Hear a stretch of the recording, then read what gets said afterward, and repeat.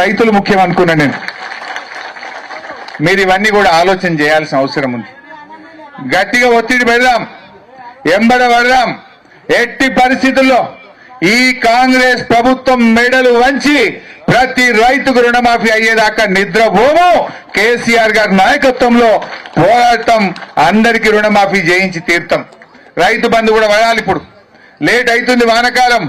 చెప్పిన మాట ప్రకారంగా 7,500 రూపాయల రైతు బంధు ఇవ్వాలని చెప్పి కూడా నేను డిమాండ్ చేస్తా ఉన్నా.